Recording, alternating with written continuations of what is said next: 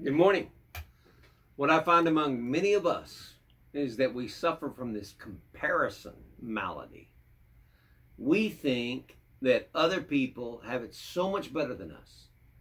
And you'll find, I remember thinking this family. In fact, you went back to certain, I don't know if you ever saw the movie Steel Magnolias with Julia Roberts and Dolly Parton or whatever, but they said this certain family is so perfect. They all looked beautiful. Everything was going good for them. They said they looked like they've been carved out of cream cheese. They're just absolutely excellent. But then you find out later there's some problems. You know what? I was with a family that here a while back, that if I were to tell you, you might even know who they are. And I thought, this is one family that's got not one single problem in the entire world. They've got everything they could ever want. All of their ducks in a row. All of their kids seem to be turning out right. But when we got into it, that was not the case. There was just as many problems as with other families.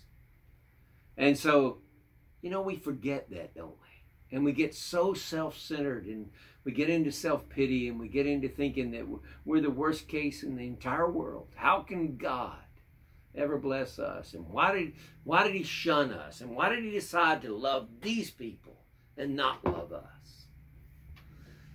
Well, let's look at 1 Peter 5. He says, humble yourselves in verse 6. Therefore, under the mighty hand of God, that he may exalt you in due time, casting all of your care upon him, for he cares for you. Be sober, be vigilant, because your adversary, the devil, as a roaring lion, walks about seeking whom he may devour, whom resist steadfast in the faith. Now listen to this. Knowing that the same afflictions are accomplished in your brethren that are in the world. What does that say? Other Christians have the same problems you do. They're experiencing all these things. And what does Paul tell us in other places? Pray for them. You don't have to know them. You're going through something with your son. All right? He's rebellious. He's out. He's on drugs. He's left the house. He's doing all these things. And case after case. And what do? You get so self-centered that I've got the worst kid in the world and I just don't know what I'm going to do and all those things. I want to encourage you. Start praying for some other person's son that's in that same boat. You know what? You know how that mother feels.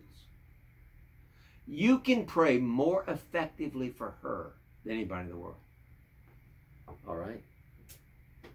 I had a husband come in here a while back. And in fact, I've had many over the years. He came back, and I've had women do the same thing. But this man came in, started bawling in front of me. He said, I'm going to take my life. I've got a gun. It's out in the truck. I just want you to know I'm going home and shoot myself. He said, I've just found my wife's suit. I just got divorce papers. My wife's been running around with this guy, and they're going to get married, and she's done with me, and I'm out of here. Well, the first thing you do is start thinking that I've got the worst marriage. This has never happened to anybody else. I can't make it through this, and all of these things that are not true. I recommend two things. Praise God that you're alive. Romans 8:28 is still there, that he can work all things together for good, to those who love God and are called according to his purpose. He can turn this thing that was bad, that the devil meant for terrible, and there are consequences, but he can turn it to my good. But I'm not going to forget, because I'm in a place right now I can pray better for those other men that have been betrayed than I'll ever be in my entire life. Don't waste your tears.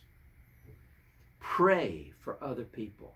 God will give you such grace, give and you receive back. You'll receive such grace that you'll almost forget that you're going through an incredible crisis. God bless you. Have a great day.